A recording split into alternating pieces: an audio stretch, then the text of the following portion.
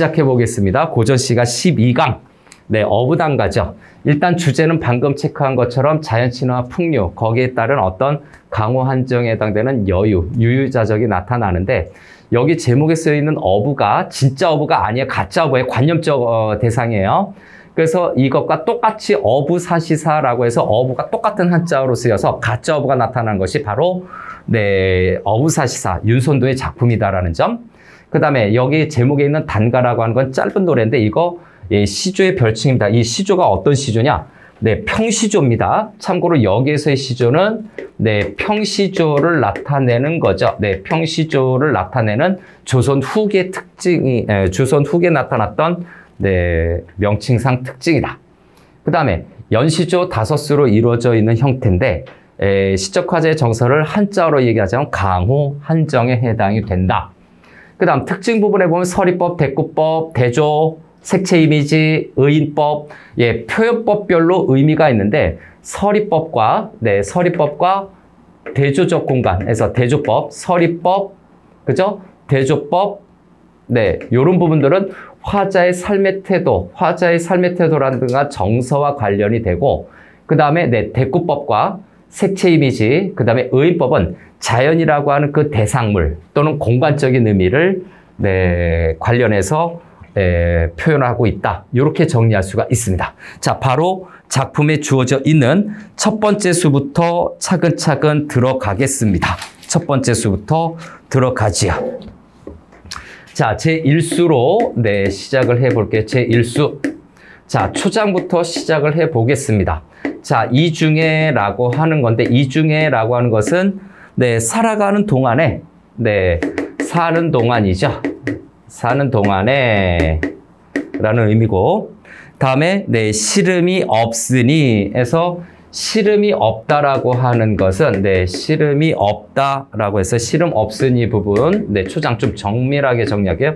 시름이 없다라고 하는 것은 내적 갈등이 없는 거죠. 그래서 요거는 속세를 벗어난 그죠? 네, 속세를 벗어난 네, 마음 상태죠. 그래서 속세를 벗어난 마음 상태가 안정감 있게 내적 갈등이 없는 겁니다.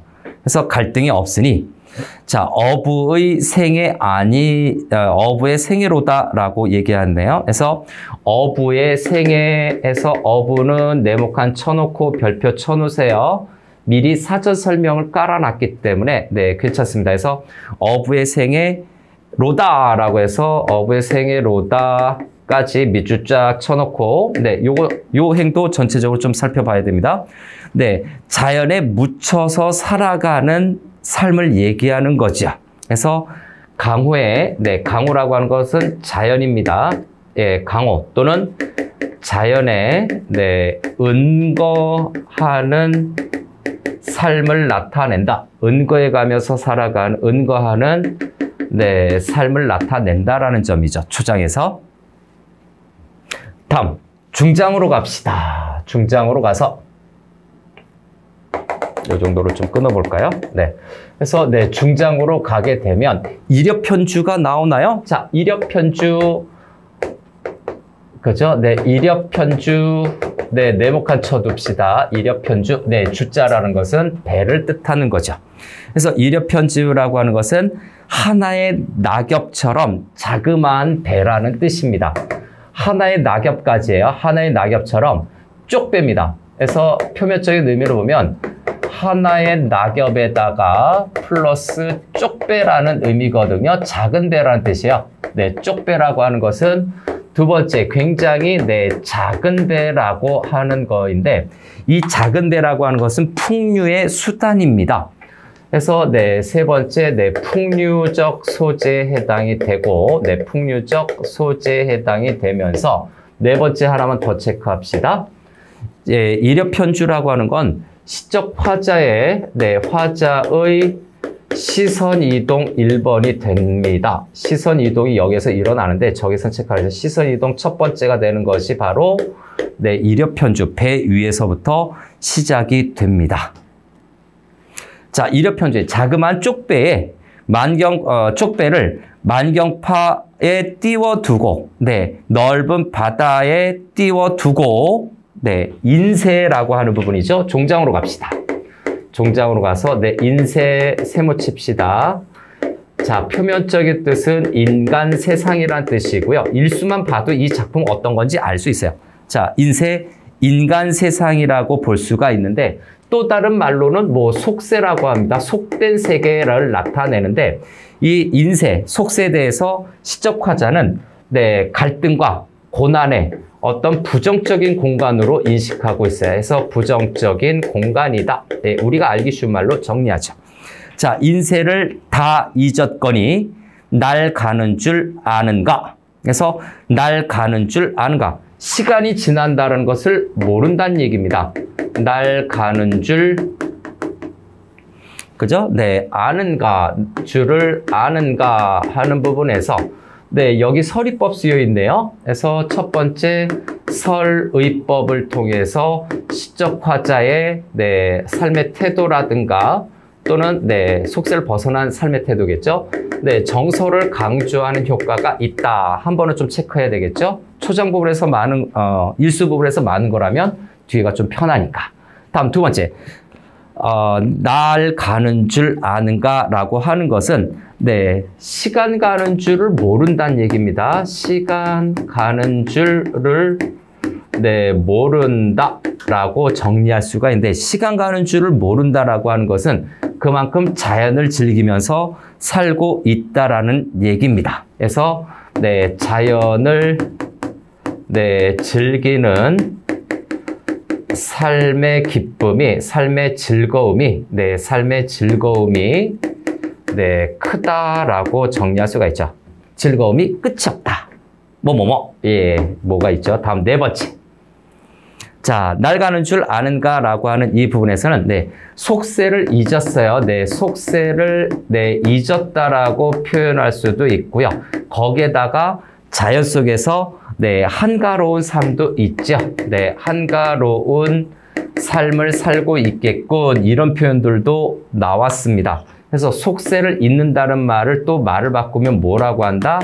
네, 탈속적이라고 얘기를 해요. 속세를 탈출했다. 탈속적인 거죠. 한가로움은 네, 저기 여유라고 얘기했죠. 한가로움은 그래서 유유자적. 다시 한번 강조할 수 있죠. 그래서 일수 끝났습니다. 굉장히 좀 길게 네, 설명을 좀 얘기를 했죠. 그만큼 초반에 좀 얘기하면 뒷부분은 단어 뜻만 좀 체크하면 될 거예요. 자, 일수 마무리했고 정리할 내용하고 이수는 저쪽으로 가겠습니다. 제2수. 자, 제2수 어떻게 되는지 역시 또 초장부터 시작을 해보죠. 자, 초장. 굽어보면 천심녹수, 돌아보니 만첩청산. 그죠? 네. 그래서 초장의 전체적인 부분은 대꾸법인데 그것보다는 자, 처음에 나타나는 것이 네, 그 천첩 녹수라고 되어 있습니다. 네, 천심녹수죠. 네, 천심녹수. 오케이, 동그라미 칠까요? 네, 천심녹수 동그라미 칩시다.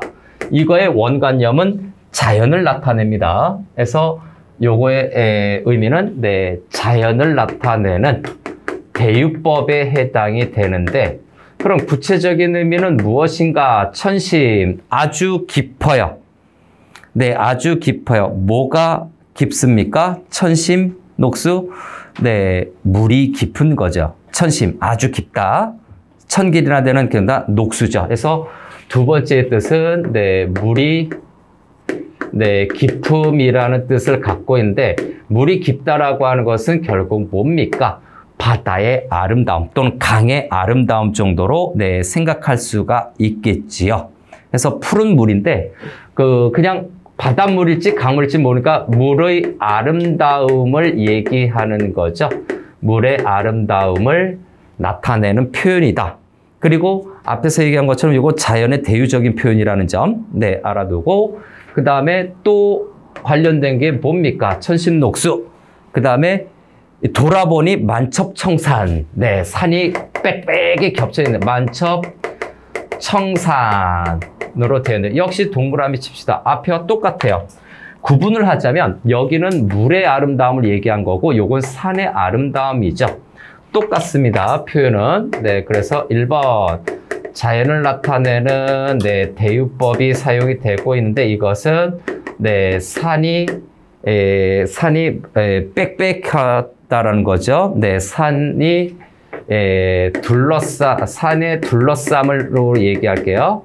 산이 빽빽하게 둘러싸 있다. 그 다음 세 번째는 네, 산의 아름다움을 나타내고 있는 거죠. 구체적으로. 그래서 자연의 아름다움을 얘기하고 있는데 이 두 개가 어떻게 돼 있다고? 네, 초장에서 대꾸법이에요. 그래서 여기서 주요 포인트는 자연을 나타내는 네, 보조관념들이라는 점. 그 다음 이 두 군데에서는 네, 똑같은 문장 구조가 반복이 되어 있습니다. 대꾸법을 통해서 유사한 거를 반복하고 있어요. 유사한 걸 병렬하고 있어요. 그러면서 자연의 아름다움 강조하고 있는 거죠. 자, 초장 마무리했고 다음에 중장으로 갑니다. 십장홍진이 얼마나 가렸는가? 십장홍진, 10장이나 되는 아주 켜켜이 쌓인 먼지죠. 그래서 중장 부분에서는 네, 부정적인 단어 나왔네요. 네, 10장. 10장이나 되는 네, 홍진, 붉은 먼지가 그냥 어마어마하게 쌓여있다는 얘기다. 세모치고요. 요거는 첫 번째, 네, 인간 세계를 나타내는 거죠. 인간 세계 또는 네, 속세를 나타내는 네, 대유법입니다. 이것도 대유법으로 봐야 되고. 근데 인간 세계에 대해서 좀 부정적으로 보고 있죠? 네, 십장홍진, 인세라고도 할 수 있습니다. 요 부분은 네, 시적 화자가 네, 부정적으로 인식하는 공간이에요. 네, 부정적 인식의 공간이다라고 정리할 수 있고요. 자, 십장홍진이 얼마나 가렸는가 서리법을 통해서 속세의 부정적인 인식을 드러내고 있는데 중장 부분도 역시 네, 서리법 사용하고 있어요. 네, 다음에 종장으로 갑시다. 중장에서 뭐라고 얘기하고 있나요?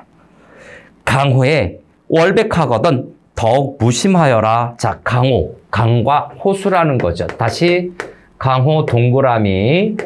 첫 번째 의미는 네, 강과 호수라는 의미인데 강과 호수라는 의미는 앞에서 나타난 것처럼 자연의 대유법이에요. 자연, 아름다워 이렇게 얘기한 거죠. 자, 강호의 자연이죠. 월백하거든 네, 해가 아니라 달이죠. 그래서 월백이라고 하는 것은 단어 뜻 들어갑니다. 네, 달이 하얗다라고 하는 건데 달이 하얗게 뜨는 거죠. 그만큼 네, 달밤입니다. 그래서 달이 하얗다라고 하는 것은 네, 달이 밝음이라고 얘기를 하는 건데 이 달이 밝다라고 하는 것은 세 번째로 가면 뭡니까? 월백하는 것은 네, 풍류적 배경이죠. 풍류적인 배경을 나타내고 있다. 배경을 형성하고 있고 낭만적 배경이라고도 하고요. 더욱 무심하여라. 욕심이 없구나 해서 무심하여라. 중장 부분에서 무심 동그라미 별표 치고 이게 주제어예요. 그래서 제2수의 첫 번째 주제어는 무심이고요. 무심이라고 하는 것은 네, 마음이 없는 것이 아니라 욕심이 없다라고 하는 거죠. 욕심이 없어서 무욕적인 태도를 나타내는 겁니다. 무욕적인 태도를 나타내는 무심. 자, 이 욕심이 없다라는 걸 좀 더 자세히 풀어서 좀 출제가 된 적이 있는데 이 욕심이 없다라는 말은 세 번째로 가면 네, 속세에 대한 어떤 미련이라든가 욕망이 없어요. 속세에 대한 욕망이 없기 때문에 탈속적이라고도 말을 갖다 붙일 수 있습니다. 탈속적인 정서를 드러내고 있다. 이수 끝. 어렵지 않아요. 네, 자연 친화 속에서 네, 속세에 관심이 없어 라고 하는 얘기를 하고 있는 걸 제3수로 들어갑시다. 역시 초장부터 네, 좀 깊고 자세하게 좀 보겠습니다. 자, 청하의 밥을 싸고 농류의 고기 깨어에서 청하부터 합시다.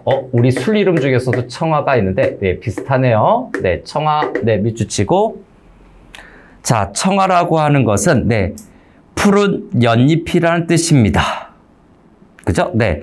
그래서 첫 번째 표면적인 뜻은 네, 푸른 연잎. 를 나타내는데 청아라고 하는 것은 굉장히 소박하고 검소한 네, 소재를 나타내죠. 또는 깨끗한 이미지를 깨끗한 이미지를 나타내는 겁니다. 깨끗한 이미지로서 청아의 밥을 싸고 녹류의 고기 깨어에서 녹류라고 하는 것은 푸른 버드나무죠. 그래서 녹류인가요? 자, 녹류는 첫 번째 역시 녹색의 푸른 버드나무입니다. 푸른 버드나무라서 이 녹류라고 하는 것도 결국은 어떤 의미를 지니고 있다? 속세를 벗어나고 있는 어떤 깨끗한 어떤 삶에 관련된 소재로 봐야 돼서 역시 맑고 깨끗한 이미지, 맑고 깨끗한 이미지로 구성이 되어 있죠. 그래서 이 초장도 사용된 표현법이 뭐다? 대꾸법입니다. 고기를 깨요라고 하는 부분까지 이 초장은 이 두 부분에서 전체적으로 대꾸법을 사용하고 있죠. 자, 이 대꾸법을 사용해서 뭐를 나타내는 겁니까? 자연의 깨끗한 이미지를 나타내주고 있다. 자연의 깨끗한 이미지를 나타낸다라고 하는 것은 뭡니까? 앞에서 무욕적인 삶의 태도를 얘기하고 있거든요. 대꾸법을 통해서 자연 속에서 자연적 소재가 나타나죠. 청아, 녹류. 그래서 자연 속에서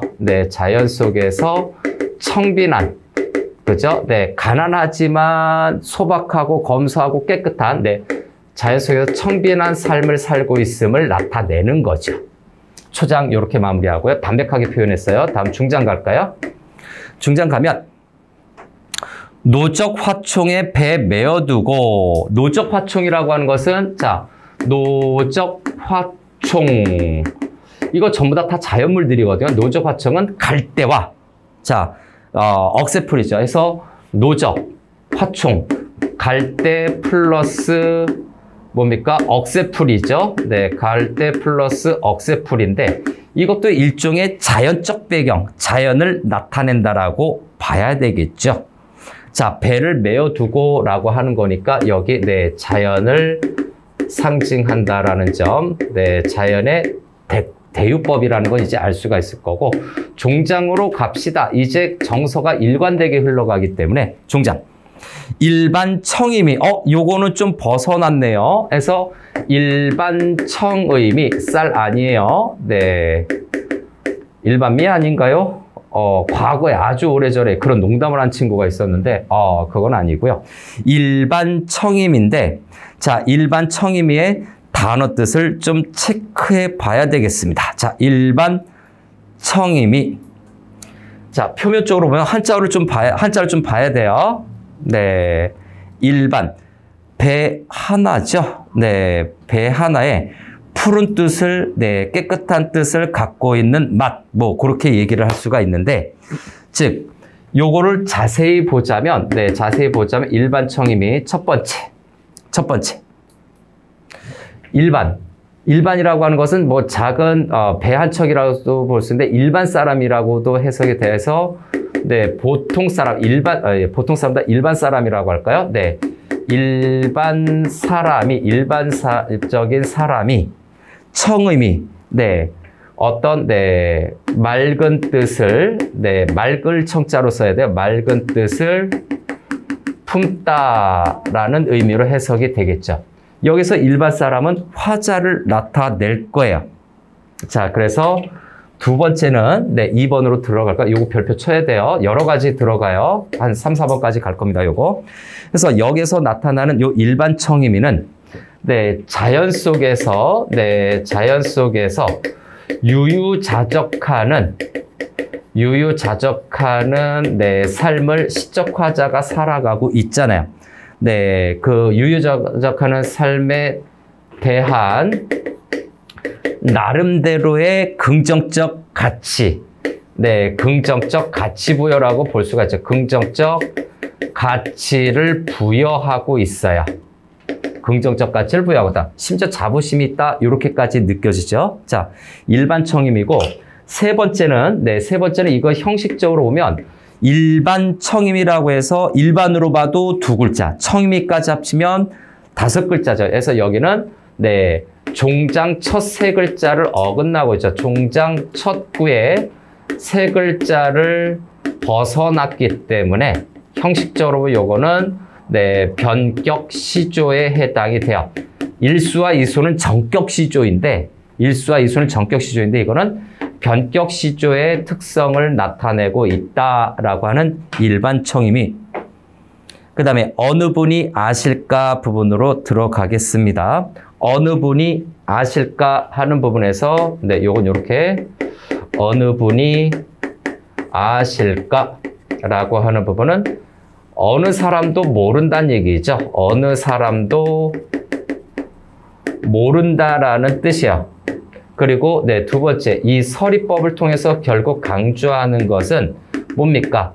네, 자연 속에서의 전원적 삶이죠. 자연 속에서 묻혀서 네, 전원적 네, 삶의 맛이라고 해야 되나요? 네, 삶의 기쁨을 누구만 한다?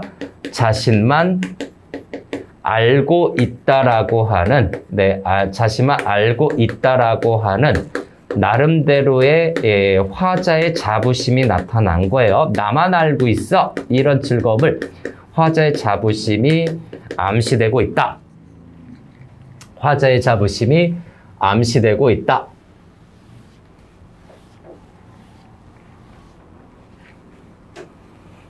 어느 분이 아실까? 네, 서리법이죠. 네, 요걸 통해서. 다음 제4수로 넘어갑시다.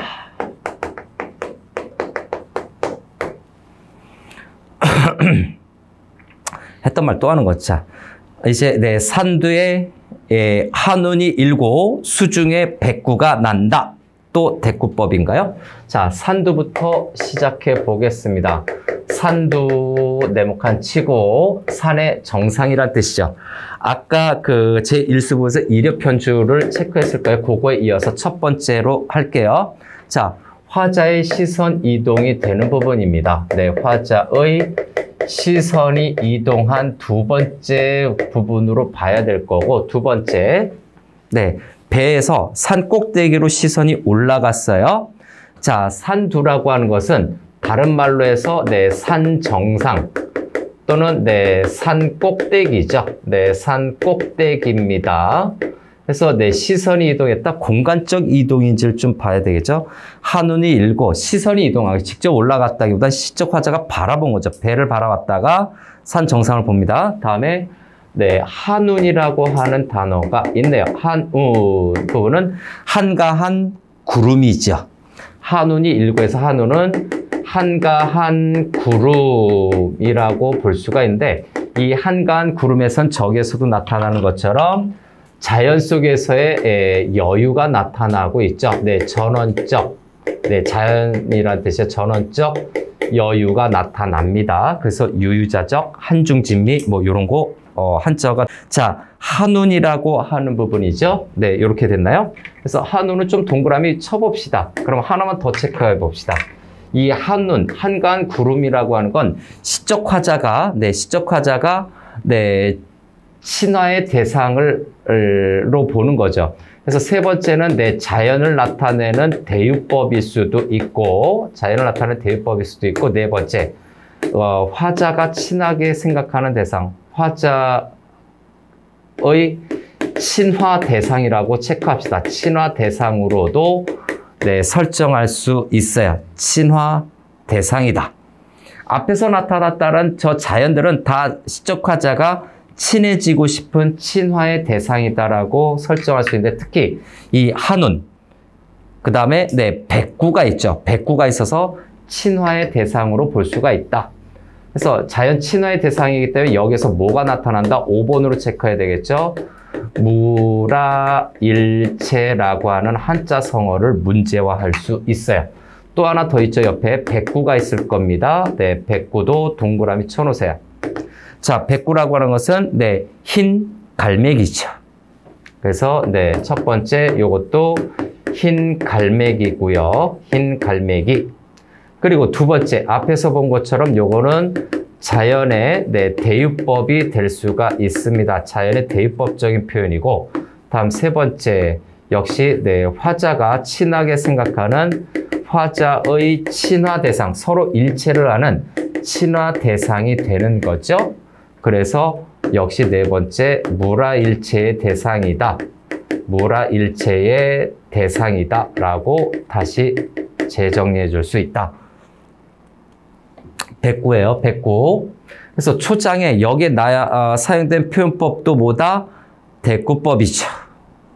그죠? 네, 대꾸법입니다. 그래서 초장에 사용된 요 부분은, 네, 대꾸법. 네, 초장에 좀 힘을 많이 썼네요. 네, 대꾸법 사용하고 있다. 다음 중장 갈까요? 무심코 다정한 것이 이 두 것이로다. 바로 그것 때문에 요렇게 체크한 거예요. 네, 그래서 중장 부분에서 네, 무심코 해서 무심 앞에서 설명을 했죠. 무심. 똑같은 겁니다. 네, 무심코라고 하는 부분인데 무심코 다정한 것이 아무 욕심 없이 다정한 것이 이 두 것뿐이로다 해서 여기에다 안 썼습니다. 이 두 것에서 체크할 건데 무심이라고 하는 것은 저 앞에 거를 참고해라.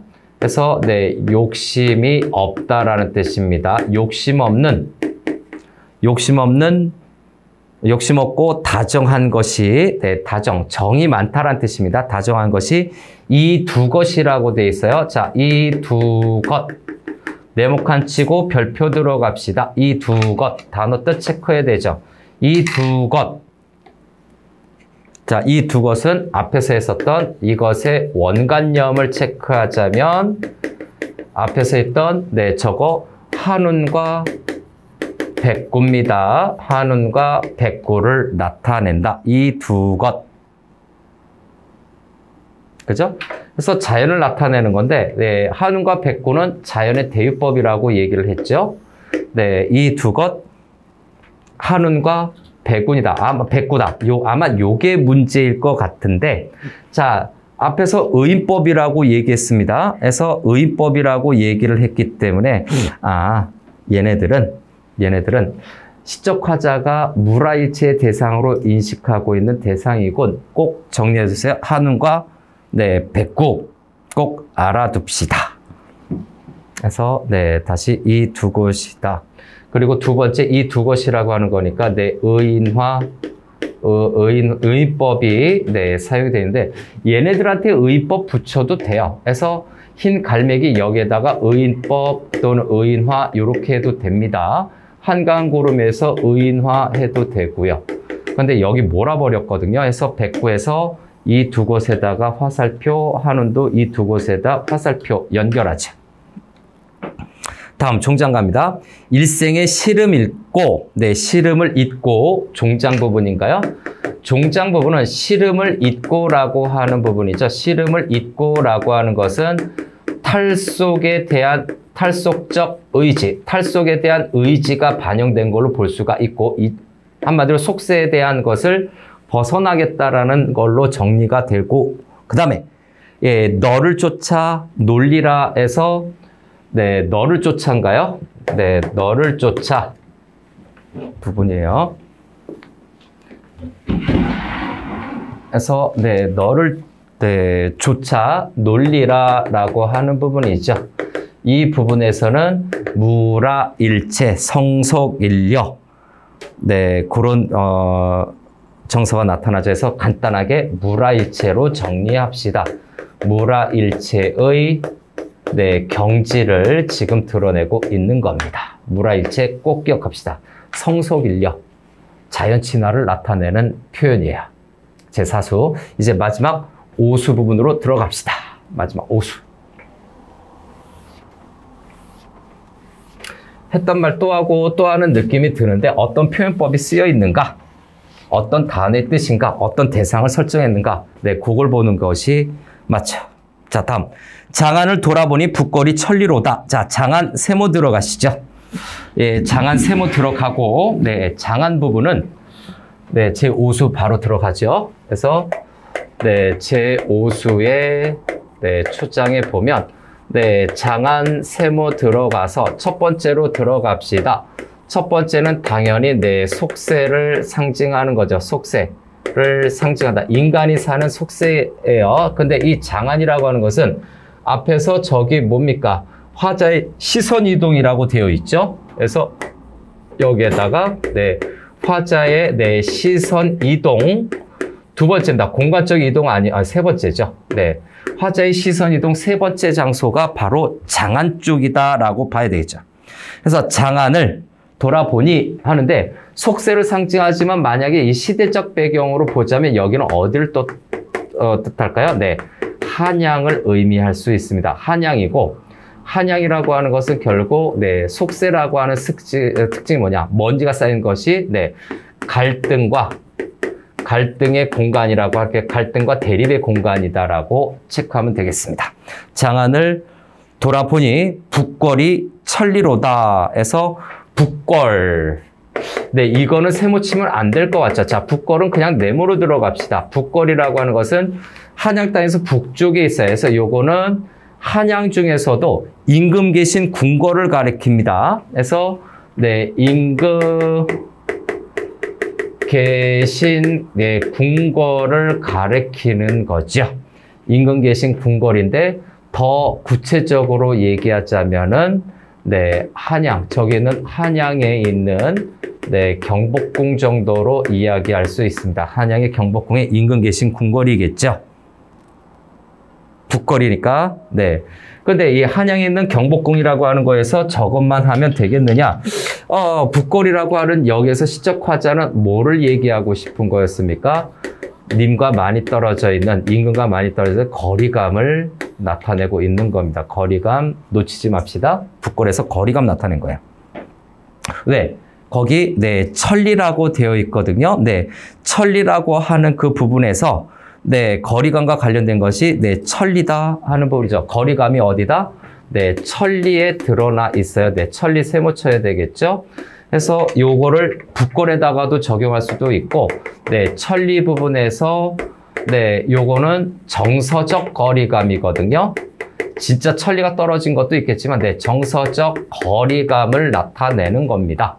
속세를 등지겠다라고 얘기했으니까 요거는 네, 정서적 거리감도 나타나는데 실제로 천리가 되나? 물리적 거리감도 물론 되긴 될 수 있을 겁니다. 그래서 네, 북궐과 많이 떨어져 있다라고 생각하는데 여기에서 시름이 그죠? 네, 속세를 상징해서 네, 갈등의 공간인데 여기를 생각하고 있어요. 정서적 거리감인데 이 정서적 거리감이 네, 화자가 네, 화자의 시름이 있어요. 거기 시름이 돼. 시름의 네, 원인이기도 합니다. 임금과 너무 멀리 떨어져 있다. 유배 중임을 암시하는 거죠.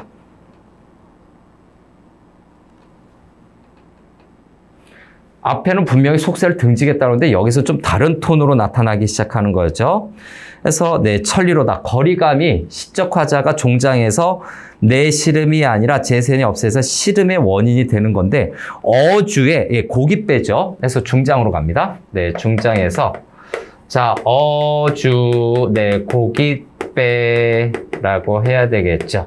고깃배 하면 고기의 진짜 배. 자, 어주에 예, 고깃배에 누웠은들 잊은 틈이 있으랴 해서 네, 잊은 틈이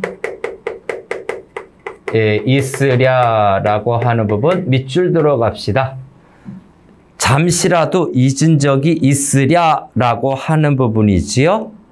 그래서 이 말인즉슨 잊은 적이 없다라고 하는 거죠. 근데 그걸 또 서리법으로 했네요. 네, 별표 쳐놓읍시다. 자, 첫 번째는 네, 서리법을 통해서 네, 정서를 강조하는 건데 그럼 어떤 정서인지 이제 파헤쳐야 된다는 얘기죠.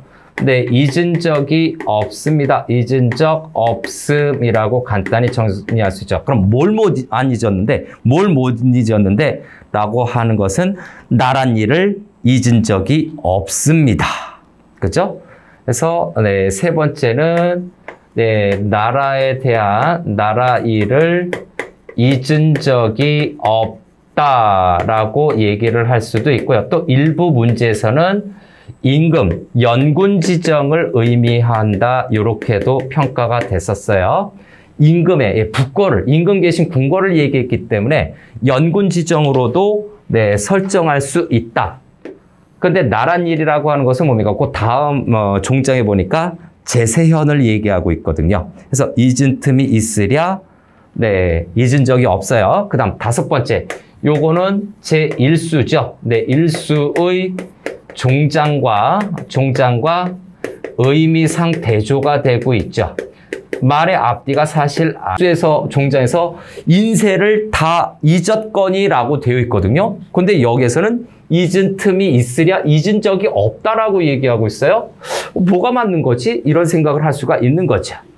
그래서 역시 자연에서 풍류적으로 놀고 있더라도 우리 사대부들은 임금과 나란 일을 잊은 적이 없구나. 이런 느낌이 좀 들게 만드네요. 다음 종장으로 갑니다. 마지막이에요. 종장. 그래서 종장 부분에서 두어라.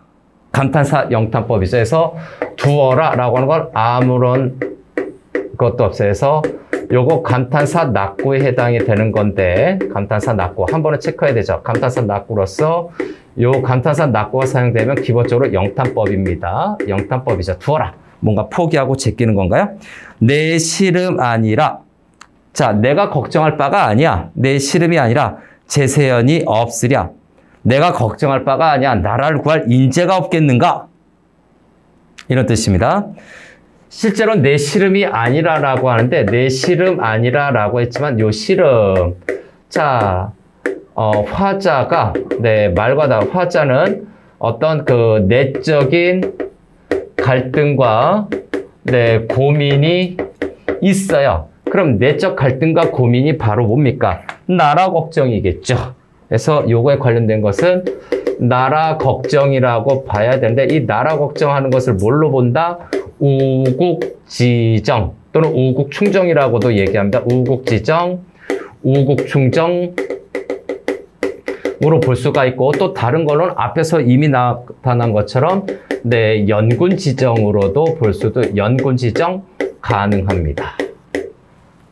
그 다음에 제세현이죠. 제세현이 없으랴. 나라를 구할 인재가 없으랴라고 하는 부분이죠. 그래서 여기다 따로 해서 네, 제세현이 네, 없으랴라고 하는 부분도 계속해서 서리법이네요. 그래서 서리법 먼저 들어갈게요.